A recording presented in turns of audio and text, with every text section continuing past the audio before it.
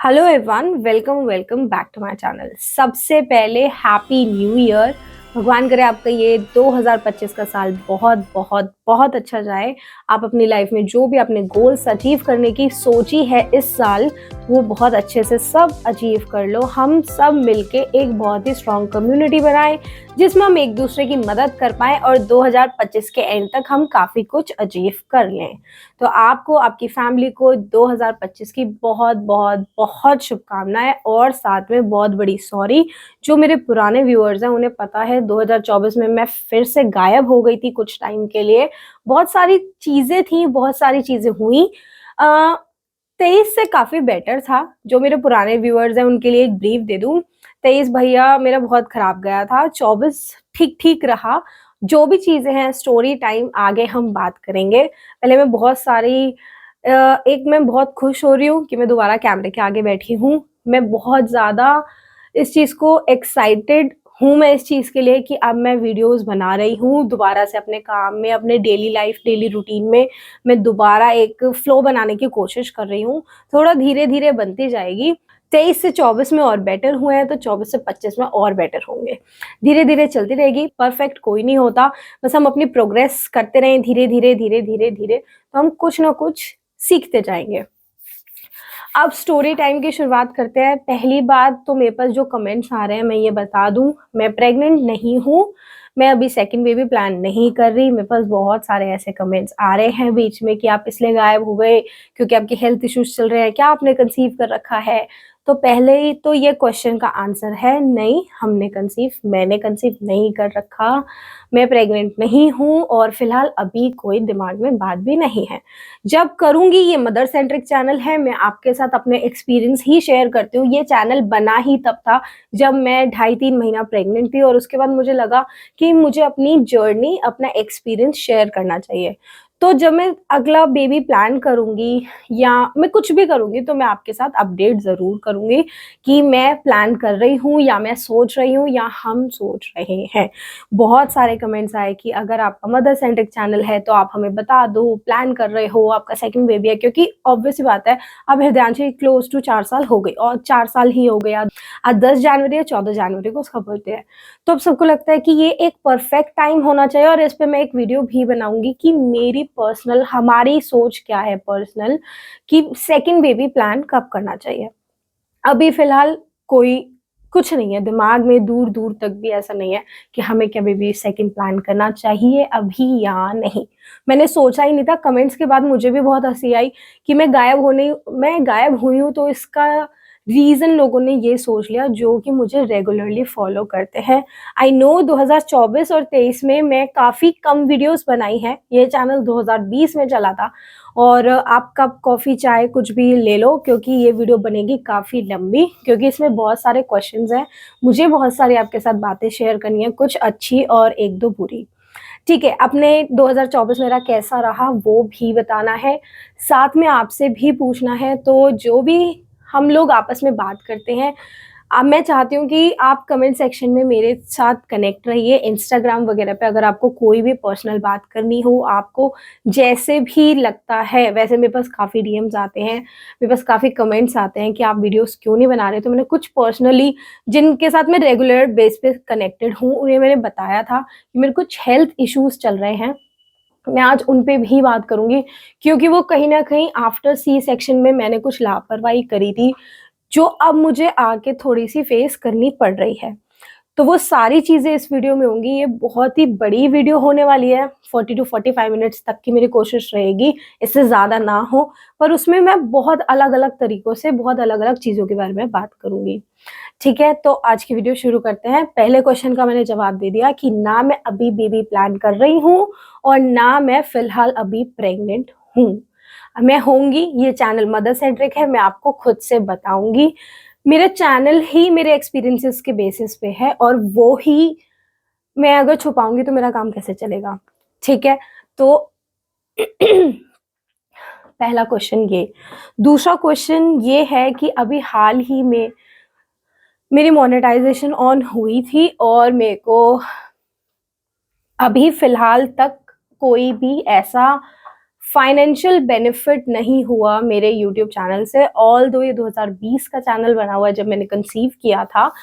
मेरे 4 आवर्स 4000 जो watch time का जो क्राइटेरिया होता है वो मेरा पहले ही पूरा हो गया था 21 से पहले पहले, और 1000 सब्सक्राइबर्स भी पूरे हो गए थे। पर अभी आप देख रहे हो चैनल की ग्रोथ 2500 कुछ सब्सक्राइबर्स है। उसके 2 मेजर कारण हैं, एक तो मैं खुद हूँ क्योंकि मैं कंसिस्टेंट नहीं रही, और दूसरा मैं वीडियोस जब डाल भी रही हूँ तो मुझे ये चीज़ फील नहीं हो रही थी कि मैं एक फ्लो के साथ डाल रही हूँ। तो पिछले ये 1.5-2 साल में मेरे लाइफ में जो भी हुआ, 23 की अगर आप वीडियो देखोगे 2023 की, कि मैंने 24 के स्टार्टिंग में बनाई थी, मेरा 2023 कैसा गया, तो मैं काफ़ी उस टाइम पे मेंटली डिस्टर्ब थी। क्योंकि जब आपकी लाइफ में पहले प्रेगनेंसी, फिर पोस्टपार्टम, चाहे आपकी फैमिली कितनी अच्छी हो या ना हो, आपकी बॉडी, आपके माइंड पे एक टोल रहता ही है, ठीक है? तो मैं उस टाइम पे थोड़ी-सी डिस्टर्ब थी, फिर थोड़ी सिचुएशंस ऐसी हो गई, फिर आपको धीरे-धीरे, आप एक मदर हो, आपको सब कुछ देखना है। मैं काफ़ी 23 में तो मैं मेंटली बहुत डिस्टर्ब थी, कि इमोशनली, मेंटली एक उस ज़ोन में थी मैं। 24 में मेरे साथ फिज़िकल हेल्थ इश्यूज़ बहुत रहे, जिसकी वज़ह से मैं मेंटली मैं ठीक थी। 2024 में मैं मेंटली बहुत स्ट्रॉन्ग रही हूँ कि कोई नहीं, 1 महीने की बात है, कोई नहीं 15 दिन की बात है, यूँ ठीक हो जाएँगे, यूँ ठीक हो जाएँगे। ऑल्दो ये चीज़ थोड़ी-सी लंबी स्ट्रेच हो गई, वही मई-जून के बाद से मेरे साथ थोड़े हेल्थ इश्यूज़ हो गए, जो कि कॉम्प्लिकेट होते थोड़े ज़्यादा बढ़ गए, और फिलहाल भी अभी मैं मेडिकेशंस पे हूँ। अ, बॉडी टेस्ट कराए तो विटामिन डी बहुत कम है, बी12 विटामिन्स तो मेरे भैया ख़त्म ही हैं, और इसके पीछे रीज़न है 1.5-2 साल से अपनी ढंग से केयर ना करना, डाइट के नाम पे धज्जियाँ उड़ जाना, सब कुछ ए टू ज़ेड बहुत खराब है, फिज़िकल लेवल पे।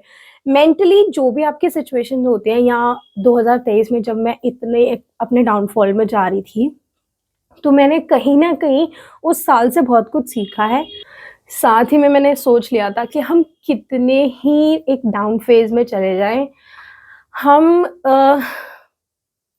एक मतलब एक हिम्मत नहीं हारनी, क्योंकि आपके साथ कुछ भी हो रहा है, आप ज़िंदा हो, आपके साथ कुछ भी हो रहा है, टच वुड हाथ-पैर सही सलामत है, आपकी फैमिली में सब कुछ सही है, आपकी फैमिली में सब कुछ, सब लोग हेल्दी हैं, छोटे-मोटे इश्यूज़ चलते रहते हैं सबके साथ, किसी के साथ कोई प्रॉब्लम है, किसी के साथ कोई प्रॉब्लम है। लाइफ में सबको सब कुछ नहीं मिलता, किसी के पास पैसों की दिक्कत है, तो किसी के पास हेल्थ की दिक्कत है, किसी के पास ये दोनों है, तो किसी के पास बच्चे नहीं है, किसी के पास बच्चे नहीं है, तो किसी के पास टाइम नहीं है, किसी के पास टाइम नहीं है, तो किसी के पास ध्यान रखने के लिए कोई है नहीं फैमिली मेंबर के नाम पे। तो किसी को सब कुछ नहीं मिलता। अपने मैंने 2 साल के एक्सपीरियंस से ये चीज़ बहुत अच्छे से मेरे अंदर इनग्रेन हो गई है, ये कि मेंटल हेल्थ इश्यूज़ कुछ नहीं होते, हमारे थॉट्स होते हैं। अगर आप अपने थॉट को एक सीधी डायरेक्शन में ले जाओ, न्यूट्रल, कि यार ये प्रॉब्लम है, ठीक है, इससे बाहर निकल के देखो तो आपको सॉल्यूशन मिलेगा। अगर आप वहीं खड़े होके पॉजिटिव साइड देखोगे कि यार मान लो फॉर सपोज़ मेरा एक्सीडेंट हुआ, पर मैं मरी नहीं, मैं ज़िंदा हूँ। तो आपको एक ग्रैटिट्यूड फ़ील होगा भगवान की तरफ। पर अगर आपको ये लगेगा, अरे यार मेरा एक्सीडेंट हो गया और मेरी स्कूटी या मेरी गाड़ी खराब हो गई, मेरी गाड़ी टूट गई, या मेरा 20-25 हज़ार रुपए का खर्चा हो जाएगा, तो वहीं पे आपका दिमाग नेगेटिव हो जाएगा। तो हमारे पास 3 रास्ते होते हैं, ये चीज़ मैं बहुत मुश्किल से अभी भी सीख रही हूँ, सीखी नहीं हूँ पूरे तरीके से। 2023 में मैं बहुत अपने डाउनफॉल में थी, और मेंटली, इमोशनली, फिज़िकली भी, क्योंकि जब आपका मेंटल हेल्थ या आपका दिमाग स्टेबल नहीं होता, आपके इमोशंस स्टेबल नहीं होते, तो आप नॉर्मल लाइफ नहीं जी पाते। इससे आपकी फैमिली, इससे आपका एनवायरनमेंट, इससे आपकी सेल्फ, आपका कॉन्फिडेंस, सब इधर-उधर बिखर जाता है। इन शॉर्ट आपकी धज्जियाँ उड़ जाती है। आप एक वो जिग्सॉ पज़ल की तरह होते हो, जिसके सारे ब्लॉक्स इधर-उधर बिखर गए होते हैं। धीरे-धीरे हमें उन्हें दोबारा जोड़ना है, हमें उन्हें एक सिमेट्री में, एक कलर में दोबारा लेके आना है, और इसी को लाइफ कहते हैं। अगर सब कुछ स्मूथ चलता रहे तो आई गेस मुझे लगता नहीं है कि सब खुश होंगे, क्योंकि फिर तो एक ऐसी बात चल जाएगी ना कि सब ठीक है, एक नॉर्मल सी लाइफ चल रही है। तो जब मैं 23 में अपने आप को इतना उम मैं मतलब अब मैं दुखी नहीं हूँ। पर जब 23 में आपके साथ, मतलब मेरे साथ इतना सब कुछ हुआ, तो उस टाइम पे आपके पास सब कुछ होते हुए भी ना कोई आपको सँभाल नहीं सकता और एक पॉइंट के बाद ना लोग आपकी बात सुनना बंद कर देते हैं क्योंकि ये तो हमेशा ही रोती रहती है या रोता रहता है। ऐसा नहीं है कि आदमियों को दिक्कत नहीं होती या लड़कों को मेंटल हेल्थ इश्यूज़ नहीं होते। होते हैं और बहुत सीरियस लेवल पे भी होते हैं। हो सकता है हमें किसी और की प्रॉब्लम सुन के ऐसा लग रहा हो कि यार ये तो बहुत छोटी-सी प्रॉब्लम है, पर आपको नहीं पता कोई बात किसी इंसान के मन में, किसी पर्सन के मन में कितनी डीपली हर्ट कर सकती है, कितना उसे उस चीज़ से असर पड़ सकता है। हो सकता है आपने किसी की बॉडी शेमिंग करी हो, पर वो किसी ऐसी डिज़ीज़ के साथ ऑलरेडी वो किसी ऐसी डिज़ीज़ के साथ ऑलरेडी सफ़र कर रहा हो और साथ ही में उसके इमोशनल लेवल पे भी वो बहुत डिस्टर्ब हो कि मैं अच्छा नहीं दिखता या अंडर कॉन्फिडेंट हो और आप उसे ऑलरेडी एक कमेंट दे दो, तो उस बंदे के ना हर तरफ से एक धज्जियाँ सी उड़ जाती है और उस स्टेट में खड़े होके अपने आप को सँभालना, रोज़ गिरना, रोज़ सँभालना, रोज़ गिरना, रोज़ सँभालना और फिर उसके बाद एक अपनी नॉर्मल लाइफ़ जो पहले चल रही थी, जिस स्टैंडर्ड की, जिस लेवल की पहले चल रही थी, वहाँ वापस आना बहुत लोगों के बस की बात नहीं है। इसीलिए बहुत ज़्यादा लोग मेंटल हेल्थ इश्यूज़ से कुछ लोग सुसाइडल केस भी कर लेते हैं कि भई किसी ने सुसाइड वगैरह कर ली। तो सबके साथ सिचुएशंस, प्रॉब्लम्स अलग होती हैं और आपको नहीं पता आपके सामने जो बंदा हँस रहा है इस चीज़ की तो मैं खुद एक लाइव एग्ज़ाम्पल हूँ। मैंने अपने घर में अपने अगर मैं ये यूट्यूब का चैनल नहीं बनाती और ये चीज़ ओपनली डिस्कस नहीं करती, तो मैं ये बेट कर सकती हूँ, मेरी फैमिली, मेरे रिलेटिव्स, मेरे नोन, किसी को ये बात नहीं पता चली कि इसके साथ कोई प्रॉब्लम चल रही है। क्योंकि आप अपनी नॉर्मल लाइफ़ में ना एक ना फेस कैरी करना सीख जाते हो कुछ टाइम के बाद, स्पेशली जो हमारी इंडियन मैरिड वुमेन है, कि उन्हें पता है कि यार मैं अपनी प्रॉब्लम्स बता के दूसरों को नहीं कुछ भी कह सकती या कोई मेरे को नहीं समझेगा या घर का माहौल खराब हो, उससे बेटर है कि आप एक स्माइल के साथ रहो या आप एक न्यूट्रल फेस के साथ रहो। ऑल्दो जो पास के जने होते हैं या मेरे केस में जो गौरव है, मेरे को छोटी से छोटी बात भी लगती है तो मेरे हस्बैंड को पता चल जाता है कि यार इसका हो सकता है किसी बात से मूड खराब है। उनको पता चल जाता है कि इसका मूड खराब है। तो जब मैं अपने बहुत ही एक डिस्टर्ब वाले फ़ेज़ में थी, तो हमारे आस-पास हमारे जो भी सराउंडिंग के लोग होते हैं, आप मैरिड हो, अनमैरिड हो, आपके घर वाले, आपके इन-लॉज़, आपकी खुद की फैमिली, रिलेटिव्स, आपके कुछ बेस्ट फ्रेंड्स वगैरह, उनका बहुत बड़ा रोल प्ले करता है। बट अगर वो बंदा खुद बताना ही नहीं चाह रहा, मेरे केस में, मैंने किसी को खुद से एक्सप्रेस करने की कोशिश ही नहीं करी थी। तो उस चक्कर में आप सामने वाले को तो पता है ना आपकी लाइफ नॉर्मल है, आपकी लाइफ सिंपल जो भी चल रही है, चल रही है। थोड़े बहुत अप डाउन तो देखो सबकी लाइफ में चलते हैं और चलने चाहिए भी, नहीं तो मेरी लाइफ की वैल्यू खत्म हो जाएगी, ठीक है? तो उस टाइम को मैंने जब जिया, उस टाइम को जब मेरा वो फ़ेज़ मेरा चल रहा था, तो मुझे ये बात समझ आ गई थी कि यार आपको आपके अलावा कोई नहीं बचा सकता। आपको अपनी लाइफ़ के डिसीज़न्स पे रिग्रेट कर लो, फ्यूचर में टेंशन ले लो फ्यूचर की, कुछ भी कर लो, जब तक आप अपना प्रेज़ेंट ठीक नहीं करते, उस वक़्त आपकी चाहे एक कदम चलने की हिम्मत हो, आप वो एक कदम नहीं चलते, तब तक आप आगे नहीं देख पाओगे कि आपके लिए भगवान ने अल्लाह ने, गुरु ने, किसी भी चीज़ को जो स्पिरिचुअल पावर यूनिवर्स ने क्या सोच रखा है। हमें मैनिफेस्टेशंस और ये सब चीज़ें करनी चाहिए, भगवान पे भरोसा करना चाहिए, पर बिना हमारे एक्शंस के कोई काम नहीं होगा। ये बात बहुत, बहुत ज़्यादा स्ट्रॉन्गली मेरे दिमाग में आ गई थी कि परेशान होने से कुछ नहीं होगा, परेशान होने से बस मैं परेशान होंगी और लोगों की गॉसिप का टॉपिक बनूँगी। इस पे मैंने जनवरी में ही 24 में ही बहुत वीडियोज़ बनाई थी।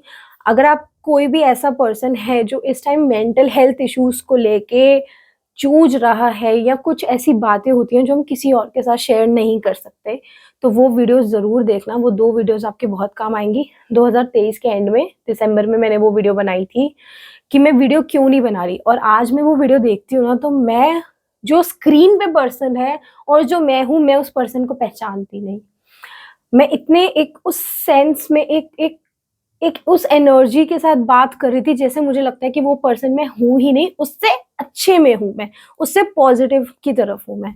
वो मैं बहुत नेगेटिव हो चुकी थी, मैं थक गई थी, मैं हार गई थी उस वक़्त, ठीक है? अब मैंने बड़ी मुश्किल से सँभाला है, वो वीडियो आप ज़रूर देखना, आपको हेल्प मिलेगी। उसमें भी मैंने बहुत हिम्मत जुटा के अपने लिए बहुत धीरे-धीरे, छोटे-छोटे स्टेप्स लिए हैं। पर आज मैं खुद पर्सनली वो वीडियो देखती हूँ तो मुझे लगता है ये कोई और पर्सन है, ये मैं नहीं हूँ। मैं इतनी 24 में ग्रोथ कर चुकी हूँ, मैंने पर्सनल लेवल पे ग्रोथ करी है, पर वो मेंटल जो स्ट्रेंथ है वो मेरे को 2023 में ही मिली थी। 24 यानी 2024 में मैंने जो भी करा है, वो अगर 2023 का वो फ़ेज़ ना जाता तो शायद मैं इतनी स्ट्रॉन्ग नहीं होती। तो आप वो वीडियो ज़रूर देखना, मैं नीचे आपको डिस्क्रिप्शन बॉक्स में लिंक और ऊपर आई बटन में ज़रूर दे दूँगी। अब तो ये बात थी कि 23 में क्या हुआ, एक छोटा-सा रीकैप, ऑल्दो ये छोटा-सा भी बहुत लंबा हो गया। मेरा पर्सनली ये मानना है, अगर मैं कुछ ऐसा कर सकती हूँ, जिससे किसी एक पर्सन की भी हेल्प हो रही है, तो मैं 2, 4, 5 मिनट एक्स्ट्रा बोल के उसकी हेल्प करूँगी, चाहे मेरी वीडियो की लेंथ कितनी लंबी हो, कितनी छोटी हो, कोई देखे या ना देखे। ज़्यादा जने नहीं देखे मुझे व्यू, देखो व्यूज़, पैसे, मोनेटाइज़ेशन सबको चाहिए होती है, पर मुझे ये है कि अगर 5 लोग भी मेरे देख रहे हैं वीडियो और अगर उन 5 में से किसी 3 की भी हेल्प हो जाती है, ऐसी जो उनके लिए लाइफ़ चेंजिंग बात हो या लाइफ़ चेंजिंग एडवाइस हो, तो मेरे लिए वो वर्थ है, क्योंकि जब भी आज मैंने कितने लोगों की हेल्प ली है अपने आप को ग्रो करने के लिए या अपने आप को थोड़ा-सा लेवल अप करने के लिए, तो मेरे दिमाग में, मेरे मन में उन यूट्यूबर्स, उन बुक्स या जहाँ से भी मैंने इन्फॉर्मेशन लिया, जहाँ से भी मैंने सेल्फ इम्प्रूवमेंट के लिए अपने लिए कुछ करा, उनके लिए ना एक ग्रैटिट्यूड है कि यार इस बंदी ने ये वाली वीडियो बनाई थी या उसकी मैंने ये वाली वीडियो देखी थी। तो हो सकता है कि मैं उसके लिए एक मन से, यार इसकी वजह, जैसे आप कोई कुछ कुछ कर देते हो ना, एक एक किसी का भला कर देते हो तो वो आपकी गुड डीड्स में जाता है। तो ये मेरे लिए उन 3 जनों में जिनमें ये ग्रोथ हुई है ना, वो मुझे हमेशा याद रखेंगे कि यार इस बंदी ने ये वीडियो बनाई थी, हमने देखा और इसकी ये लाइन हमें समझ आई या हमारी लाइफ बदल गई। तो इसी उम्मीद के साथ मैं इतनी वीडियोज़ डेप्थ के साथ बनाती हूँ, अपनी लाइफ के एक्सपीरियंस आपके साथ शेयर करती हूँ और अभी तो मैं ढंग से नहीं कर पा रही थी। अब उसका रीज़न मैं बताती हूँ कि मैं 2024 में मैंने हमारी एक एडिटर रखा था मैंने और मेरा बहुत बढ़िया चल रहा था। उस टाइम पे जो मैंने सोचा था कि मैं 3 शॉर्ट्स और 3 लॉन्ग 1 हफ़्ते में रिलीज़ करूँगी, बट मैं तब भी इतनी कंसिस्टेंट नहीं हो पा रही थी। फिर भी 1 हफ़्ते में मेरी 2 लॉन्ग वीडियो और 3 शॉर्ट वीडियोज़ जा रही थी और आप चैनल पे देख सकते हो 2024 में मैंने काफ़ी सही करा है। 1 महीने में आई गेस 4 वीडियोज़ जा रही थी, सॉरी, यानी हफ़्ते की 1 वीडियो और शॉर्ट्स मेरी अल्टरनेट डेज़ पे जा रही थी और शॉर्ट्स में व्यूज़ भी धीरे-धीरे आने लग गए थे, चैनल भी धीरे-धीरे वापस मेरा ग्रो होने लग गया था।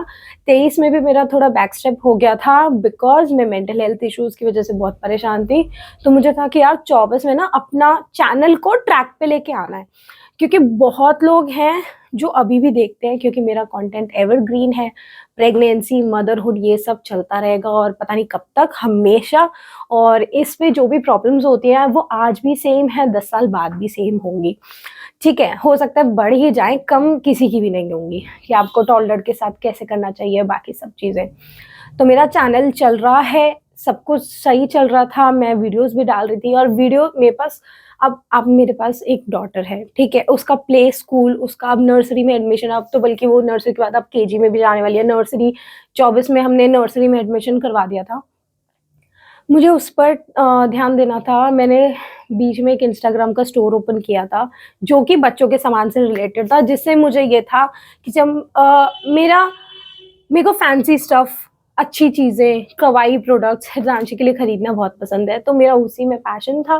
मैंने उसी का स्टोर भी ओपन करा, हमने काफ़ी इन्वेस्टमेंट करी इसमें, मैंने अपना और अपनी ननंद यानी पूजा दी के साथ हम लोगों ने पार्टनरशिप में कह लो एक ट्राई लेने की शुरुआत की। पर उसके बाद क्या हुआ, उसके बाद हो गए मेरे फिज़िकल हेल्थ इश्यूज़।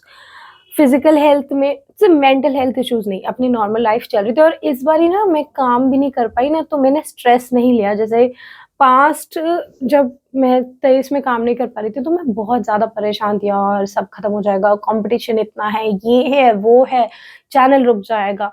इस बार आई वाज़ लाइक कि अगर चैनल ये खत्म भी हो जाता है तो दोबारा चला लेंगे, नया बना लेंगे, कोई दिक्कत नहीं है, परेशान नहीं होना। अभी मैं अपनी हेल्थ इश्यूज के साथ जो भी मैं डील कर रही हूँ, और उसके बाद मैं आराम से जब भी कंटिन्यू करूंगी तब मैं बढ़िया कर दूंगी। हमेशा मेरे दिमाग में था कि अगर ठीक है अभी 15 दिन नहीं, मैं 20 दिन लूंगी, पर मैं तसल्ली से शुरू करूंगी, अपने ऊपर हेडेक नहीं लूंगी। एक तो आपका थोड़ा काम बढ़ जाता है जब आप एक प्रॉपर, आपको भी थोड़े साल हो जाते हैं, आपका बच्चा बड़ा हो जाता है, आपकी एज बड़ी हो रही है। ऑल तो मैं बहुत छोटी हूँ ये बात बोलने के लिए कि एज बड़ी हो रही है, पर मेरे को स्पाइन में जब मेरा सिजेरियन हुआ था, तो हिरजांशी सिजेरियन बेबी है, तो सभी बोलते हैं ना यार आपको सी सेक्शन हुआ है, दिक्कत होगी, पीठ में दर्द रहेगी हमेशा। तो मैंने आई वाज लाइक कि यार ठीक है, सब बकवास है।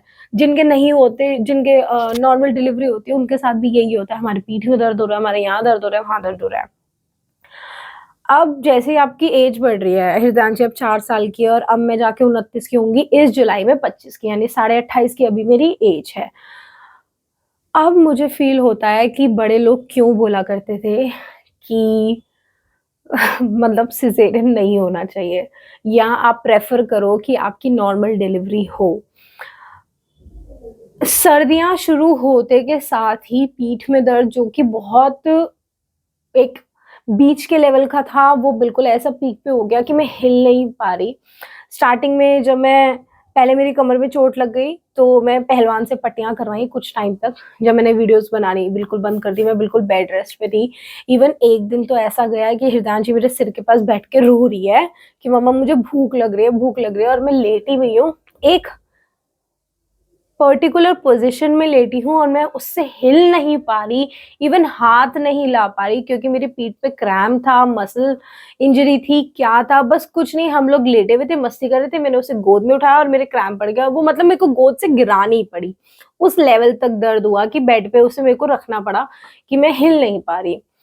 वो चीज चली 5-7 दिन तक, और पट्टियां हुई, पहलवान के पास गई, क्योंकि डॉक्टर के पास तो आप जा नहीं सकते हो, वो टाइम खत्म हो गया कि कोई डॉक्टर आपके घर पे आए। तो पहलवान को घर पे बुलाया, पट्टियां करवाई। उसके बाद जी पता चलता है कि मेरा विटामिन डी बहुत कम है, जिसकी वजह से मेरे को स्पाइन में थोड़ी मेजर प्रॉब्लम हो गई है, थोड़ा स्लिप डिस्क का असर आ गया है। डॉक्टर की लाइन ये थी कि आप अभी तक चल कैसे रहे हो, मुझे ये बता दो। जब मैंने पहलवान से पट्टी करवाई, उसके बाद मैं दिखाने गई, अनफॉर्चुनेटली मैं डॉक्टर के पास जाने से पहले एक बार और मेरा पैर स्लिप हो गया था, और मेरी दोबारा मतलब हिप के ऊपर, बैक के ऊपर लग गई थी। तो मेरे पास 2 चोटें थी जो मैंने डॉक्टर से नहीं दिखाई थी। उसके बाद मेरे को होता है कि हम लोग थोड़ा हो जाते हैं, बड़े होते होते हम भी थोड़े से लापरवाह से हो जाते हैं। आप एक मदर हो, आपके पास बहुत सारे काम होते हैं। मैं आजकल आजकल आजकल करते करते 3-3.5 महीने हो गए। थोड़ी दर्द हो रही है, पेन किलर खाया, काम चला लिया। थोड़ी दर्द हो रही है, हीटिंग बेल्ट ली, यूज करा, गर्माहट मिली, सिकाई हो गई, काम चल गया। जब वो इतनी ऐसे हो गया ना कि अनबेरेबल हो गया, तो मैं गई हड्डियों के डॉक्टर के पास, स्पाइन के डॉक्टर के पास, और उन्होंने फिर मेरे नीज में भी चोट लग गई थी, तो मैंने नीज का और अपनी स्पाइन का एक्सरे करवाया। तो मुझे डॉक्टर ने बताया कि आपको स्लिप डिस्क और शाइटिका की पेन बिल्कुल बॉर्डर लाइन पे है, वो आगे बढ़ने वाली है, और आपकी स्पाइन अंदर से बेंड हो गई है। उन्होंने कुछ नाम लिया था स्पेसिफिकली, पर उसका ये मतलब था जो हमारी स्पाइन होती है वो ऐसी शेप की होती है, आपकी अंदर से यहाँ से ऐसे बेंड हो गई है, और वो हल्की सी बेंड होती है, वो आपकी ज्यादा बेंड हो गई है, जिस वजह से आपको आपकी पीठ में कांस्टेंट दर्द है। और अक्सर ये जो लेडीज जिनके सिजेरियन होते हैं और वो बाद में ज्यादा बैठती हैं, झुकती हैं, या बहुत जल्दी बिना रिकवरी के खड़ी हो जाती हैं, उनके साथ ये प्रॉब्लम रहती है। मेरे केस में मजे की बात यह है, ना मैं ज्यादा बैठी, ना मैं ज्यादा झुकी, और ना ही मैं जल्दी खड़ी हुई थी। मैंने प्रॉपर अपना 40 डेज का रेस्ट लिया है, 20 दिन यहाँ, 20 दिन अपने घर पे। ये हो सकता है जो मुझे सिर पे भी बहुत जल्दी हवा लग जाती है। अब जैसे मैंने अभी भी ये बैंड पहन रखा है, वीडियो बनाते वक्त भी मैं इतना वेयर नहीं कर सकती कि मैं बिना टोपी या बिना बैंड के रहूं। कुछ लोगों को लगेगा स्टाइल मार रही है, पर अब ये मेरी प्रॉब्लम है। सिजेरियन के बाद से जो कहते हैं ना सर पे हवा लगना, ये मेरे साथ हो गया है। और कुछ लोग बोलते हैं अगले आपके जापे के टाइम में ये ठीक होगी, कुछ लोग बोलते हैं लाइफ के लिए फॉरएवर है। मुझे नहीं पता लाइफ का, फिलहाल मेरे साथ ये प्रॉब्लम है।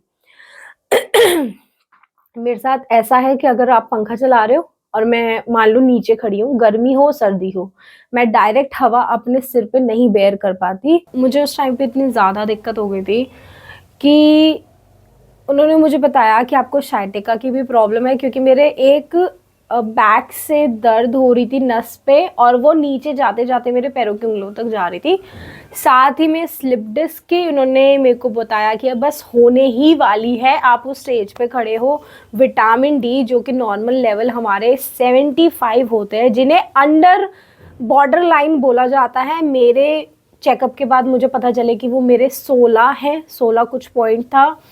और इस वजह से मेरे घुटनों में दर्द, मेरी पीठ में दर्द, मैं खड़ी नहीं हो पा रही। और आपको पता है, आप एक मदर, और वो भी टॉडलर की मदर, उसे खाना खिलाना है तो आपको भागना है, बच्चे को गोदी में लेनी है, आपको सब कुछ तो गोद में लेके करना है। और मैं हृदयांशी का जो उस टाइम पे 10, 11, 12 किलो की होगी, मैं वो भी वेट नहीं उठा पा रही, मैं ज़्यादा चल नहीं पा रही, मुझे बहुत ज़्यादा दिक्कत हो रही है, ज़्यादा खड़े नहीं हो पा रहे। Being a home maker, being a mother, आपको ये सारे काम करने हैं जो कि आप फिज़िकली नहीं कर पा रहे हो। उस वजह से आपको खुद में भी बहुत ज़्यादा चिढ़न सी हो जाती है, यार मैं तो बहुत छोटी हूँ, और उसके बाद मेरे साथ ऐसी प्रॉब्लम्स हो रही हैं। ये सब कंटिन्यू होता रहा। अब मुझे ये बात पता चली, मुझे ये बात रियलाइज़ हुई, पता क्या चली, पता तो पहले से थी, बट हम इन चीज़ों को ना थोड़ा सा लाइटली ले लेते हैं अपने लिए।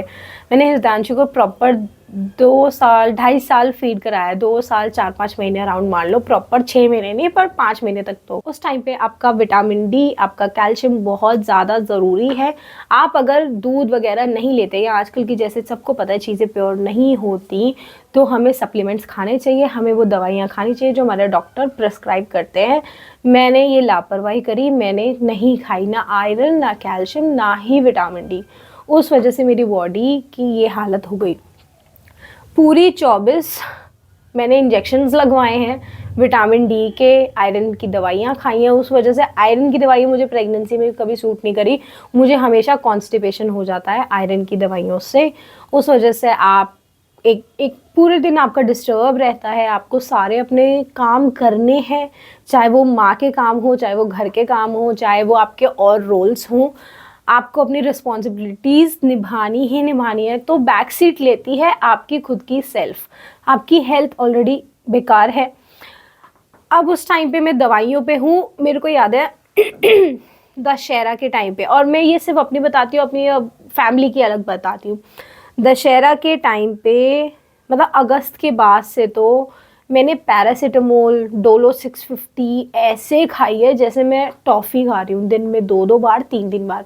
क्योंकि काम है, बहुत सारी चीज़ें ऐसी मेस हो गई पर्सनल लेवल पे भी। मेरी दादी सास जी जो अभी 29 दिसंबर 2024 को पूरे हुए हैं, यानी उनकी डेथ हो गई है, और उनकी तबीयत अक्टूबर से ख़राब थी। सबको पता है, जो भी मेरे पुराने व्यूअर्स हैं, कि मैं एक जॉइंट फैमिली में रहती हूँ, 2 घर हैं जो बीच में से जुड़े हुए हैं। तो जो हमारी दादी सास हैं वो हमारे हिस्से में, यानी हमारी तरफ के घर में, इधर बेड रेस्ट पे थे।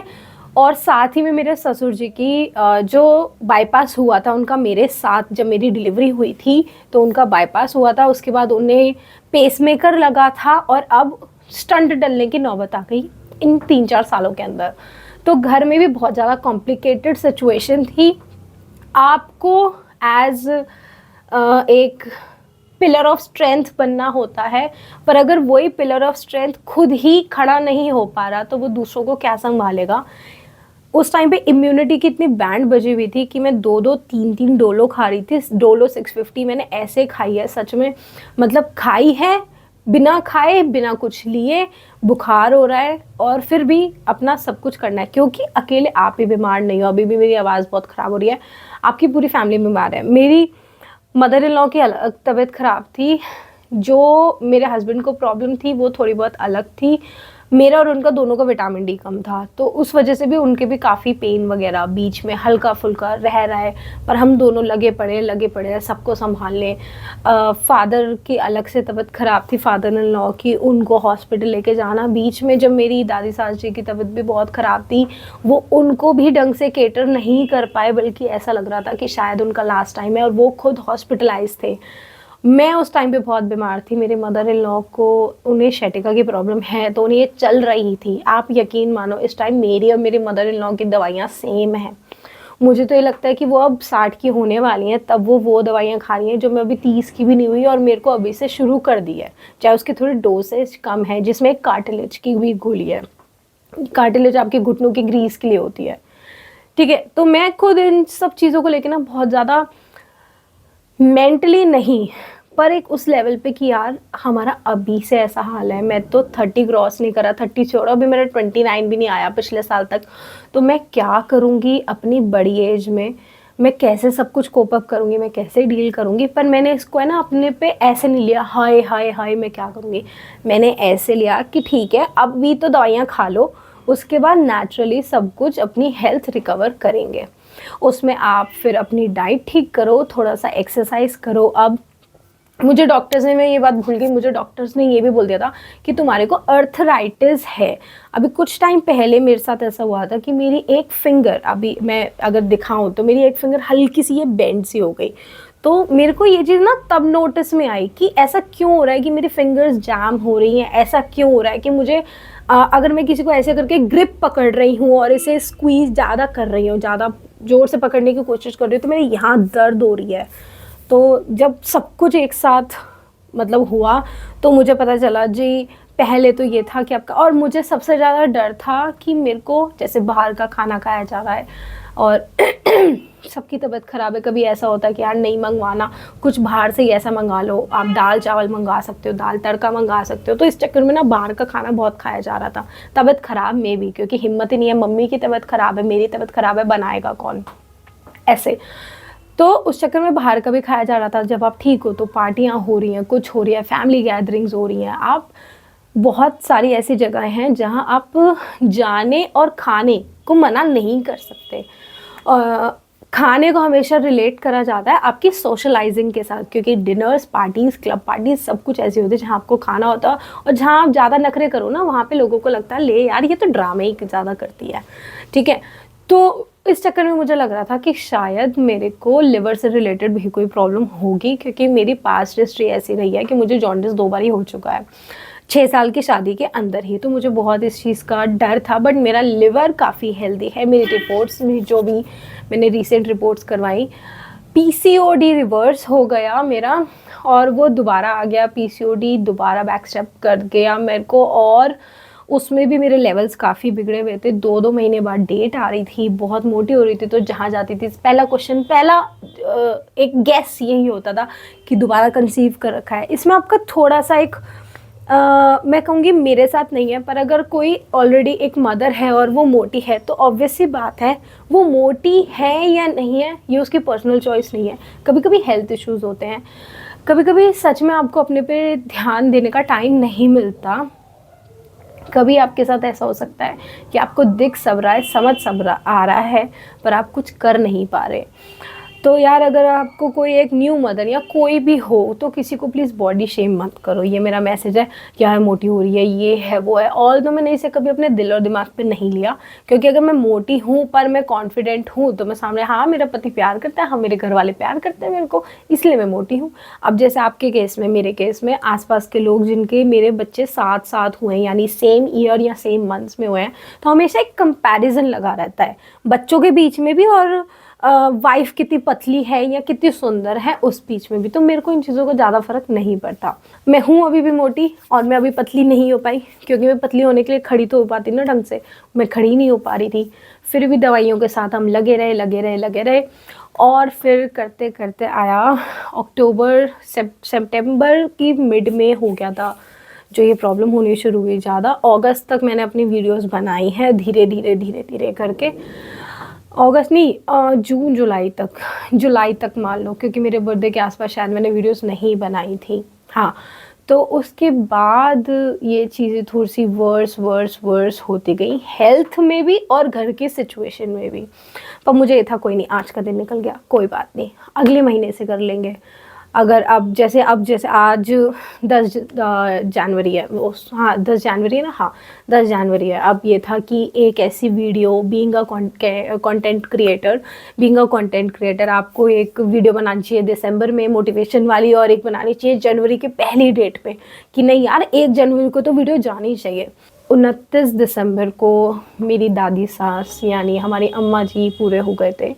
8 जनवरी को उनकी 13वीं हुई है। तो ये इतने दिन हमने मतलब कैसे करा, घर में सब होते हैं, सब कुछ मैनेज करा, पूरा परिवार साथ मिलके सारे जो भी चीज़ें होती हैं वो सब करी, जो भी रिचुअल्स फॉलो करने होते हैं वो सब करे, इमोशनली सबको संभाला। ऑल्दो वो एक बहुत अच्छी एज में गए हैं, 87 उनकी एज थी। तो उस चक्कर में भी हमें इस चीज़ की एक मतलब खुशी भी है कि वो एक अपने प्रॉपर मतलब हृदयांशी एक उनकी पोत्र पोती हो गई, उसको भी देख के गए हैं। और मेरी फैमिलीज़ में और भी बच्चे जो कि उनके पोता पोती के भी बच्चे आगे, वो एक अच्छी हेल्दी एक बहुत ही पीसफुल लाइफ जी के गए हैं। भगवान जी उनकी आत्मा को शांति दे। और साथ ही में मैं प्रे करूँगी, मैं चाहूँगी कि आप लोग भी उनकी आत्मा की शांति के लिए प्रे करें। और इस चक्कर में मैं न्यू ईयर पे कोई भी विश नहीं डाल पाई, इस चक्कर में मैं कोई भी ऐसा काम नहीं कर पाई, क्योंकि हमारे घर में ऑलरेडी बहुत कुछ चल रहा था। 8 तारीख को हमने सारे जो भी क्रियाक्रम जो भी होते हैं वो सब कर दिए थे। 9 का मतलब एक रेस्ट होता है, क्योंकि आप कभी एक बहुत लंबा टाइम ऐसा चला जाता है, आपके घर में रोज़ कोई ना कोई आ रहा है, बहुत कुछ चल रहा होता है। तो अब आज 10 तारीख है और आज मैं कैमरा लेके बैठ गई इसी मोटिवेशन के साथ कि कोई बात नहीं, 10 दिन निकल गए तो क्या हुआ, हम आगे के टाइम अपना प्रोडक्टिव बनाने की कोशिश करेंगे। और पहली वीडियो मेरी यही है जो मैं हमेशा दिसंबर के महीने में बनाती हूँ कि मेरा जो पिछला साल है वो कैसा गया।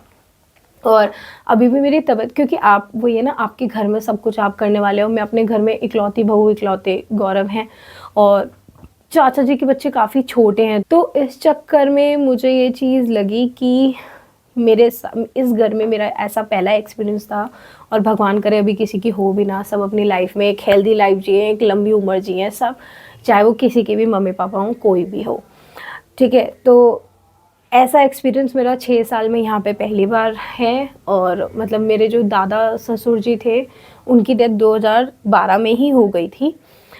तो एक अच्छा टाइम बिताने के बाद, एक अच्छे पर्सन के साथ एक अच्छा टाइम बिताने के बाद जब वो आपके आंखों के सामने जाता है तो थोड़ा सा दुख भी होता है, और साथ में इस चीज़ की भी होती है कि वो एक अपनी हेल्दी अच्छी लाइफ जी के गई हैं। उनके लास्ट के कुछ महीने थोड़ा बीमारी में गए, नहीं तो वो काफ़ी ठीक थी, ठीक है। तो अब मैं वहाँ से, हम लोग सब वहाँ से फ्री हुए। इस टाइम बच्चों की सर्दियों की छुट्टियाँ चल रही हैं जो कि एक्सटेंड हुई हैं, हृदयांशी की 11 तक हुई हैं, और पॉसिबली और भी होंगी, क्योंकि अब तो मेरे ख्याल से स्मॉग का भी हिसाब कुछ हो गया है कि पॉल्यूशन भी है और फॉग भी है, तो बच्चों की एक्सटेंड होंगी, मे बी ऑनलाइन क्लास शुरू हो। हृदयांशी की अब नर्सरी पूरी होने वाली है और नर्सरी का इसका सेशन पूरा होने वाला है।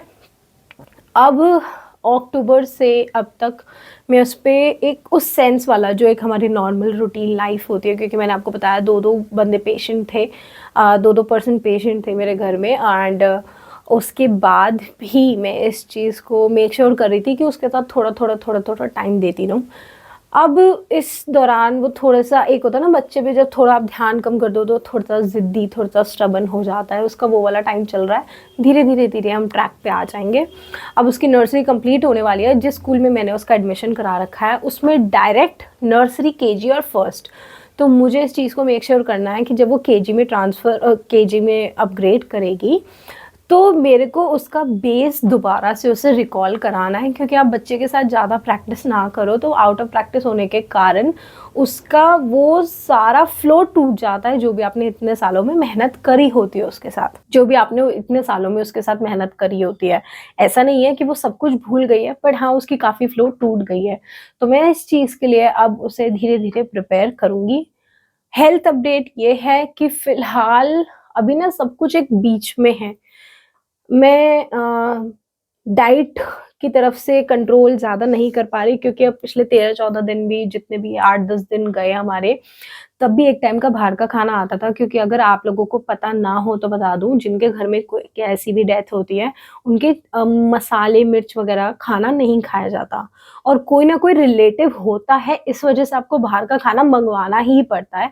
क्योंकि हमारे आस-पास सिर्फ़ एक मेरी मदर हैं, और आस-पास के जो थोड़े लोग हैं, वो एक एक वो होता है ना कि यार 13-14 दिन कोई नहीं निभा पाता, तो इसलिए अब आपको बाहर से खाना मँगाना पड़ता है। इसलिए ऐसा हुआ है कि सुबह तो हमारा जो गौ ग्रास वाला जो निकलता है, गाय के लिए रोटी निकलती है, जो ये रिचुअल्स हुए, जो मैंने इस बारी पहली बार एज़ अडल्ट किसी की डेथ के बाद जो रिचुअल्स होते हैं वो देखे, जिसमें मैंने अपना दिल एक वो करूँ तो मैंने अपने दादाजी की डेथ देखी थी, पर हम बहुत छोटे थे। अनमैरिड भी थी और छोटी भी थी, मेरे ख्याल से 7th या 8th क्लास में थी या 9th क्लास में होंगी, ठीक है? मुझे ईयर एग्ज़ैक्टली याद नहीं है।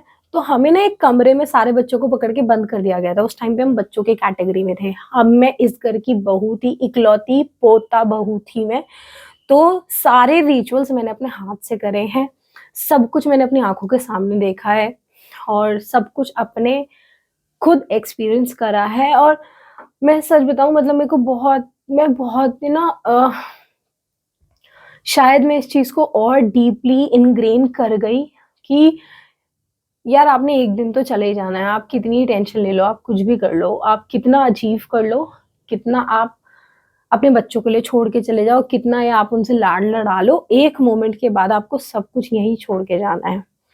और मेरे को ये बात, मतलब अम्मा जी की डेथ के बाद मतलब मैं उनके सारे वो कर रही थी ना, बैक ऑफ द माइंड में मेरे ना बहुत थॉट्स, बहुत एक एक अंदर ही एक एक डिबेट सी चल रही थी खुद के साथ कि यार, मतलब मैं बहुत ही एक स्पिरिचुअली कनेक्टेड तो नहीं बोलूँगी मैं, मतलब उस सेंसेस में थी अपने, मैं सब कुछ फिज़िकली कर रही हूँ, मैं सब देख रही हूँ, सब समझ रही हूँ, सारे रिचुअल्स दिख रहे हैं मुझे। मैं खुद उनमें पार्टिसिपेट कर रही हूँ, जैसे जो भी होता है उन्हें नहला के अच्छे से तैयार करते हैं। इधर मेरी सास, मेरी चाची सास और मैं, हम 3 मेन थे, मतलब बहुओं में। तो बाकी जो होते हैं वो सारे होते हैं, पर घर के हम 3 लोग थे, तो हम 3 सबसे आगे थे, सारे रिचुअल्स फ़ॉलो कर रहे थे। मैंने बड़ों की तरह सब कुछ करा पहली बार, और मेरे मन में ना बहुत कुछ चल रहा था, बहुत थॉट्स, मैं अवेयर थी, मैं हर चीज़ कर रही थी, पूरी फैमिली, एक आप एक होस्ट हो, मतलब आप एक वो होता है ना कि आप एक तेरहवीं करते हो, तो वो भी एक बड़े इंसान की अच्छी एज में जाए, तो आप फिर प्रॉपर एक प्रोग्राम होता है, फंक्शन तो उसे नहीं कहा जाएगा, वो एक प्रोग्राम होता है। आप सब कुछ सँभाल रहे हो, सब कुछ सँभालने की कोशिश कर रहे हो, पर आपके अंदर ही ना बहुत कुछ चल रहा होता है, बहुत ऐसी डीप बातें चल रही होती हैं, जो उस मोमेंट में आप चेंज हो जाते हो, ठीक है? तो वो बहुत कुछ चल रहा था कि हम, मतलब कितना ही अब हमारी लाइफ में कितनी स्ट्रेस है, यार इसके बच्चे ने ये कर लिया, उसके बच्चे ने वो कर लिया, हमारे बच्चे ने कुछ अचीव नहीं किया, हमने अपनी लाइफ में कुछ अचीव नहीं किया। अब मैं इस मोमेंट से पहले तक सोचती थी कि यार मैं अब 30 की हो जाऊँगी, मैं अपना करियर कब सेट करूँगी, मैं वीडियोज़ ढंग से नहीं बना पा रही, ये वो ऐसे-वैसे। अब अम्मा जी 87 के गए, उनके लिए तो हम बच्चे थे, हमारी पूरा जीवन पड़ा है। हमें नहीं पता हमारे साथ कल, कब, अगले सेकंड में क्या हो जाए। उस मोमेंट को, उस प्रेज़ेंट मोमेंट को हम जीना भूल गए हैं, उस चीज़ को हम शायद सोचना भूल गए हैं। ये चीज़ मुझे फ़ील हुई, और इस चीज़ पे मैं अब थोड़ा-सा काम करती हूँ और करूँगी कि अगर मैं हृदयांशी के लिए ही मेहनत कर रही हूँ, तो मैं हृदयांशी को ही टाइम नहीं दूँगी, तो शायद उसके लिए ये सब मेहनत करनी भी बेकार हो जाएगी, क्योंकि चाहे हम एक मिडल क्लास हो, लोअर मिडल क्लास हो या बहुत ही अपर मिडल क्लास हो, हमारे फाइनेंसेस कैसे भी हो, हमारा बचपन वापस नहीं आ सकता। हमारी हेल्थ वापस नहीं आ सकती, हमारे वो प्रेशियस मोमेंट जो इस बच्चे को इस टॉडलर फेज़ में जितनी हमारी ज़रूरत होती है, क्योंकि मैं अपने फिज़िकल इश्यूज़ की वज़ह से बहुत परेशान थी, तो मैं हृदयांशी के साथ मैंने सोना बंद कर दिया था, क्योंकि मेरे पीठ में बहुत दर्द होती थी, तो मैं हीट बेल्ट लगाती थी। मुझे ये डर रहता था कि जो हीट बेल्ट है वो गरम उसके हाथ-पैरों पे ना लग जाए। मैं ऐसे हम ऐसे सोते थे कि गौरव और हृदयांशी एक साथ सोते थे, और मैं तीसरी साइड में सोती थी, जिसमें बीच में गौरव और एक तरफ हृदयांशी और एक तरफ मैं आते थे। तो उसे वो फ़िज़िकल टच कि मम्मा मेरे साथ है, ऑल्दो वो इनके साथ भी बहुत कंफ़र्टेबल है गौरव के साथ, पर फिर भी मतलब मैं अपने कम्फ़र्ट के लिए या अपनी प्रॉब्लम्स के चक्कर में मैंने जो टाइम हृदयांशी के साथ मिस करा है, वो चीज़ मेरे को उस मोमेंट पे एकदम से हो गई कि यार ठीक है, थोड़े बहुत इश्यूज़ हैं, मैं औरों के लिए भी तो काम कर रही हूँ। कभी-कभी फ्रस्ट्रेशन होती है, कभी क आप अपने हल्का-सा थप्पड़ मार देते हो, कभी डाँट देते हो, कभी चिल्ला के पड़ते हो बच्चे के साथ, क्योंकि आपका ज़ोर वहीं निकलता है। आप कुछ भी कह लो, कोई भी मदर जो भी ये वीडियो देख रही है, सबसे कोई भी मदर क्या, सब कोई भी, आप अपने बॉस पे नहीं चिल्लाते, जो आपको पैसे दे रहा है वो उस पे नहीं चिल्लाते, आप अपने इन-लॉज़ पे नहीं चिल्लाते, आप अपने फादर पे नहीं चिल्लाते, पर आप चिल्लाते हो उस बच्चे पे, आप अपने हस्बैंड पे भी नहीं चिल्लाते, कुछ केसेज़ में आप चिल्ला देते हो, पर आप चिल्लाते हो उस बच्चे पे क्योंकि आपको पता है वो आपको पलट के कुछ कह नहीं सकता। मेरे साथ ये हो रहा था और मुझे ये लग रहा था कि यार मुझे टेंशन ये है कि मैं अपना काम नहीं कर पा रही। पर मैं काम कर क्यों रही हूँ कि मैं अपने लिए, हिमांशी के लिए, अपनी फैमिली के लिए, गौरव के लिए एक अच्छी स्टेबल लाइफ जी पाऊँ। यानी अपना प्रेज़ेंट या फ्यूचर ठीक कर पाऊँ। पर अगर मैं उसे प्रेज़ेंट में दुखी करके उसके साल खराब कर दूँगी, तो चाहे मैं उसे बाद में कितना ही पैसा दे दूँ, कितने ही रिसोर्सेज़ दे दूँ, जो मेरी और बॉन्ड, उसकी और मेरी बॉन्ड अब बन सकती है, वो बाद में कभी नहीं बन पाएगी। या मैं वो बॉन्ड बन भी जाए, मैं ये टाइम खत्म कर दूँगी। ये टाइम कभी वापस नहीं आएगा, पैसा चाहे कितना भी आ जाए या मुझे फेम कितना मिल जाए या जो भी हो जाए, ये टाइम कभी वापस नहीं आ पाएगा। उस टाइम पे मेरे मन में ये चल रहा था कि हम सब यहीं छोड़ जाते हैं, हमारी मटेरियलिस्टिक चीज़ें, इवन हमारी बॉडी पे जो कपड़े होते हैं, हम वो तक यहीं छोड़ जाते हैं।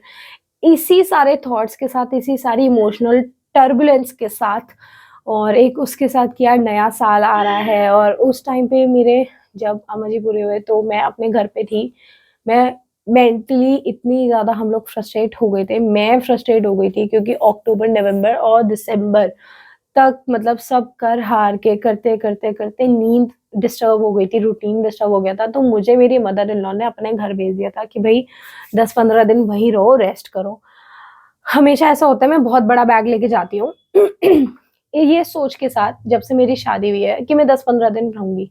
इस बारी पहली बार ऐसा हुआ था कि मैं अपने सिर्फ़ 2-3 जोड़े लेके गई थी और बहुत सारे नाइट सूट लेके गई थी, ये सोच के कि मैं सिर्फ़ नींद पूरी करूँगी और मैं कहीं नहीं जाऊँगी।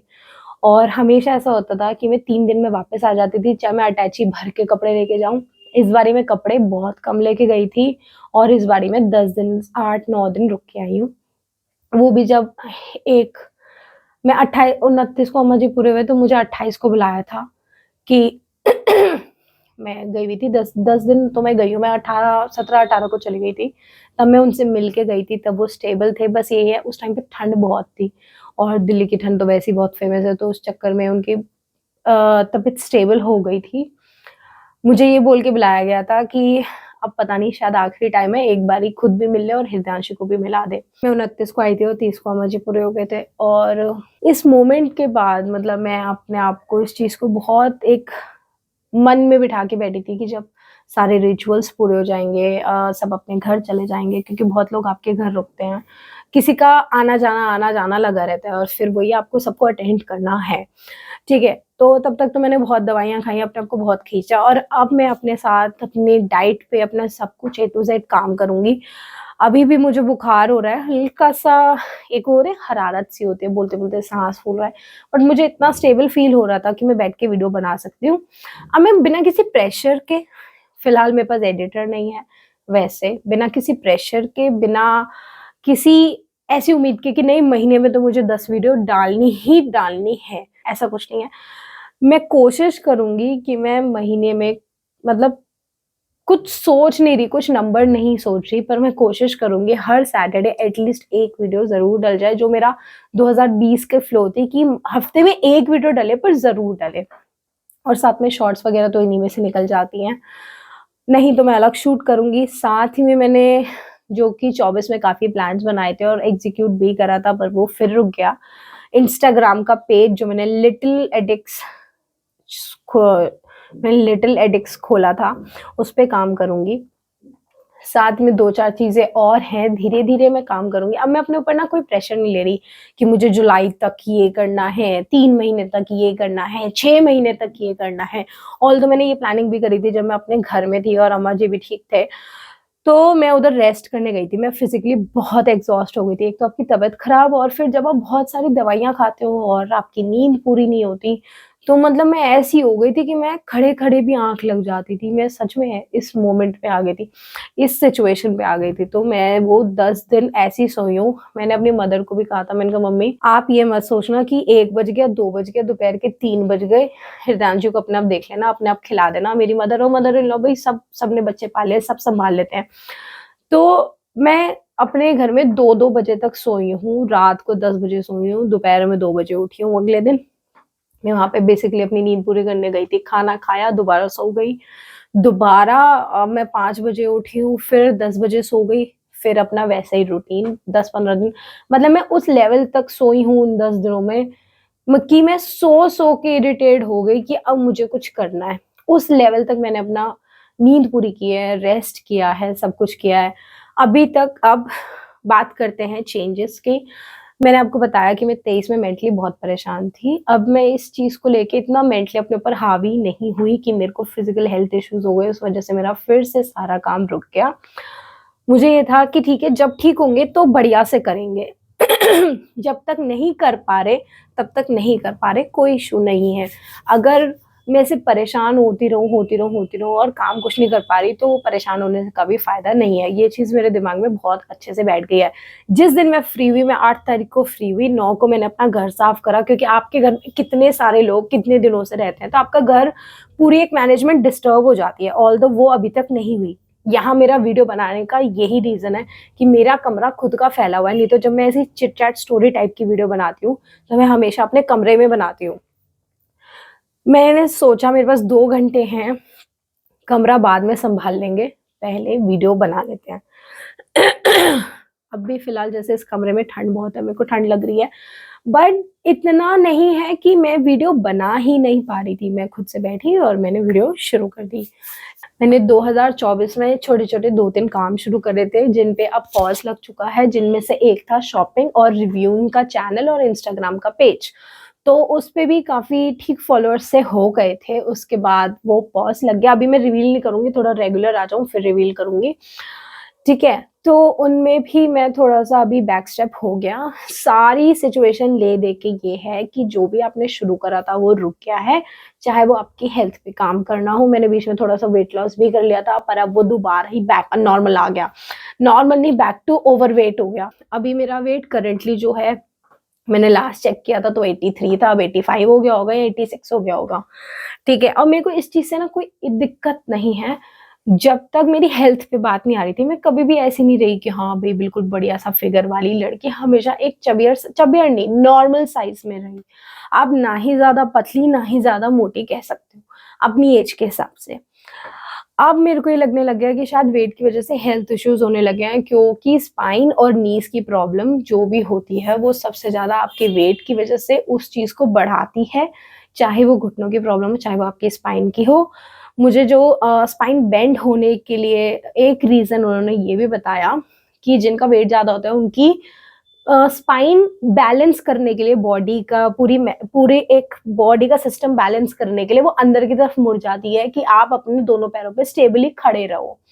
तो जब ये वेट कम होगा, तो शायद ये चीज़ रिवर्स हो जाएगी। उन्होंने मुझे फिज़ियोथेरेपी सजेस्ट की थी और मैं स्टार्टिंग में कुछ टाइम तक गई भी, पर फिर जब जैसे ही इधर तबीयत खराब होने लग गई, घर पे थोड़ा डिस्टर्ब होने लग गया, तो मैं उनका वो पूरा कोर्स भी पूरा नहीं कर पाई।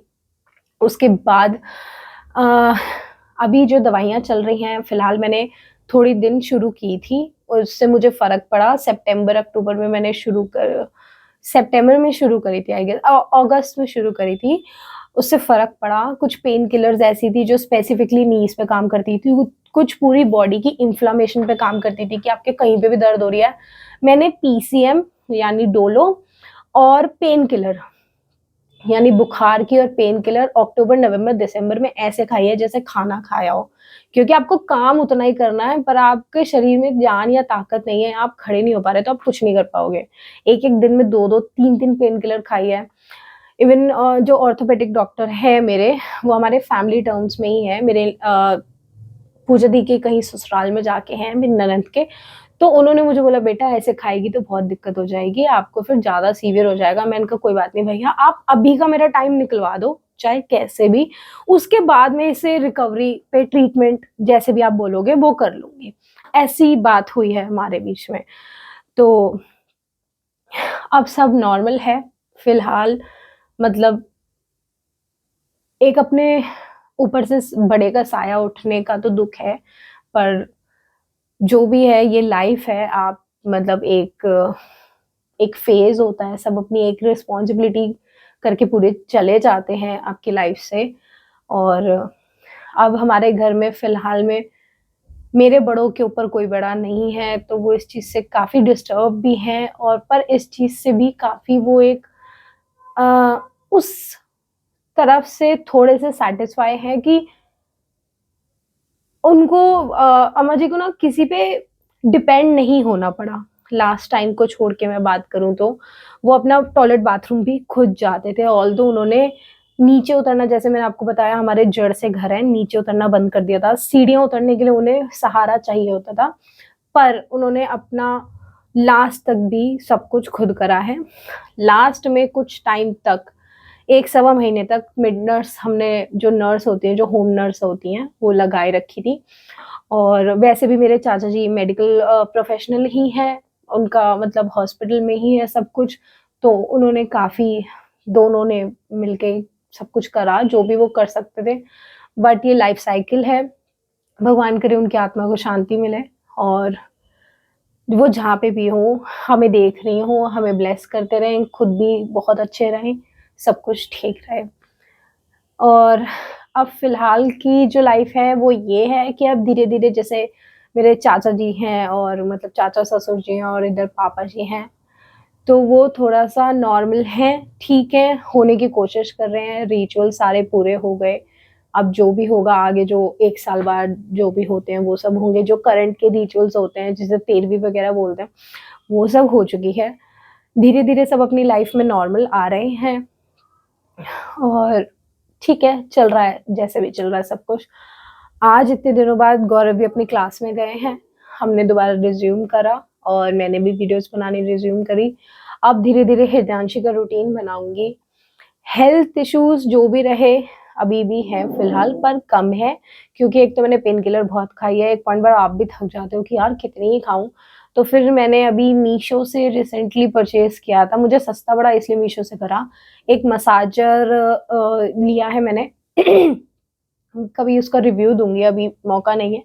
तो उसमें आपको जैसे कहीं दर्द है तो आप अपनी मसाज वगैरह कर लो, उससे आपका ब्लड सर्कुलेशन बेसिकली वो बढ़ा देती है उस पॉइंट पे, तो आपको वो दर्द थोड़े टाइम के लिए कम हो जाती है। क्योंकि अब मेरे पास ऐसा कोई काम नहीं है जो मेरे को दवाई खा के इमरजेंसी में काम करना है, पर दर्द तो हो रही है, तो इसलिए मैंने सिकाई और ये सब थोड़े अल्टरनेटिव चूज़ करे हैं। थोड़ा-सा अपना फिज़ियोथेरेपी में जो एक्सरसाइज़ेज़ बताई थी जिससे दर्द कम होते हैं, but in a long run वो शुरू करने की अब मैं आगे शुरू करूँगी, अभी तक तो फ्री नहीं थी। और हेल्थ इश्यूज़ पे भी काम करेंगे। अब इस चैनल को लेके गोल कुछ भी नहीं है कि 2000, 5000, 10,000 सब्सक्राइबर हो जाए, नो। इस चैनल के लिए गुड न्यूज़ है, मैंने 2020 में चैनल बनाया था, 21 में मोनेटाइज़ेशन मैंने अवेल कर ली थी, पर 22, 23 और 24 में मिला के भी पहली बार की पेमेंट मुझे नहीं आ पाई। अब जाके वो पेमेंट पूरी हो चुकी है, जो कि $100 का थ्रेशोल्ड होता है, कुछ ₹8,500 हैं, 8 साढ़े 8,000 रुपए का हिसाब बनेगा। $100 यूट्यूब पे आप गूगल पे कर लेना कितने बनते हैं। तो वो मेरी पहली पेमेंट में कुछ मैं स्क्रीनशॉट लगा दूँगी, अभी भी कुछ सेंट बचे हुए हैं टिल डेट, आज भी। अब तक मैंने इसमें पैसे लगाए हैं, इक्विपमेंट्स खरीदने में, बैकग्राउंड बनाने में। ऑल्दो मेरा और इनका दोनों का यही काम है, ऑनलाइन ऑफलाइन ये क्लासेस देते हैं, हम ऑनलाइन कोचिंग देते हैं। यहाँ पे हमने मतलब इस पूरे कमरे में 3-4 लाख रुपए आराम से लगा रखे हैं, चाहे वो कमरे का सेटअप करना हो, 70,000 रुपए का हमने टीवी ले रखा है, पूरे बोर्ड्स का सेटअप बनवा रखा है। ये पूरा प्रॉपर हमारा घर के अंदर ही स्टूडियो है। फिर अब ये लगवाए थे चैनल लगवाए थे। तो अभी तक मैंने इसमें लगाया ही लगाया है। मुझे अगर कहीं से पैसे आए हैं तो कभी एफ़िलिएट से आए गए, प्रॉपर सिर्फ यूट्यूब की तरफ से मुझे पहली पेमेंट अब मिलेगी जाके, जब वो पैसे पूरे हो जाएंगे। तो ये मेरे लिए बहुत एक खुशी की बात है। 8,000 रुपये ठीक है, आज की डेट में कुछ भी नहीं होते, पर अब शुरू करा है और मैं 2 साल से रेगुलर भी नहीं थी। अगर मैं रेगुलर होती और तब इतनी कम पेमेंट होती तो शायद मुझे तब दुख होता। अब मुझे दुख भी नहीं है, मुझे खुशी है कि प्रॉपर यूट्यूब की मोनेटाइजेशन से अब मुझे पैसे मिलेंगे और फिर अगले महीने से मिलते रहेंगे, ऐसा मैं कोशिश करूंगी।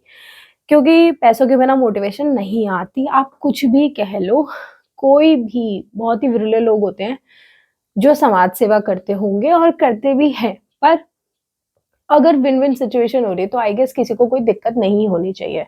मैं भी मोटिवेट रहूंगी कि अब हृदयांशी थोड़ी देर पहले जब मैं वीडियो बना रही थी, किसी ने नोटिस करा या नहीं करा, मैं बार बार, मेरा ध्यान रुक रहा था क्योंकि ऊपर उसके रोने की आवाज आ रही थी। ऊपर मम्मी पापा हैं, वो उसे संभाल रहे थे। मेरा ध्यान बार बार डाइवर्ट हो रहा था, रो तो नहीं रही, रो तो नहीं रही, चुप नहीं हो रही, क्या मैं जाऊं, क्या मैं जाऊं, अगर मैं चली गई तो ये वीडियो पूरी नहीं होगी। और फिर एक आपकी फ्लो टूट जाती है, ठीक है। वो सब अगर मैं कर रही हूँ, थोड़ा-सा सैक्रिफाइस हो रहा है कि मेरा बच्चा रो रहा है, सब कर रहा है, तो मुझे भी बदले में थोड़ी-सी मोटिवेशन के लिए थोड़ा-सा मॉनेटरी बेनिफिट होना चाहिए। अब तक मुझे बार्टर बहुत मिले हैं, मुझे स्पॉन्सरशिप मिली, अभी मेरे को बहुत सारी ऐसी चीज़ें मिली हैं जो मैंने डिस्क्लोज़ नहीं करी हैं। बहुत सारी अनबॉक्सिंग आएँगी धीरे-धीरे मेरे दूसरे चैनल पे। अब मैं नीश स्पेसिफिक कंटेंट बनाऊँगी ड्रीम मम ट्रू पे, जो कि मदर सेंट्रिक कंसीव प्रेगनेंसी और सेक्सुअल हेल्थ और आपकी एक सेक्सुअल हेल्थ यानी आपके ऑर्गन्स की हेल्थ, आपके जैसे पीसीओडी हेल्थ इश्यूज रिलेटेड हो गए, proper skin care, health, self improvement, personality improvement, दिल से दिल तक वाली बात, चिट चैट सब हुआ करेगी मेरे दूसरे चैनल पे जो मेरे ही नाम पे है, सोनम के सिंगल, यानी के है खन्ना। मेरा पहले नाम था सोनम खन्ना, शादी के बाद सोनम सिंगल, तो सोनम के सिंगल चैनल का नाम है। आपको उसका लिंक डिस्क्रिप्शन बॉक्स में, आई बटन में और एंड स्क्रीन में मिल जाएगा।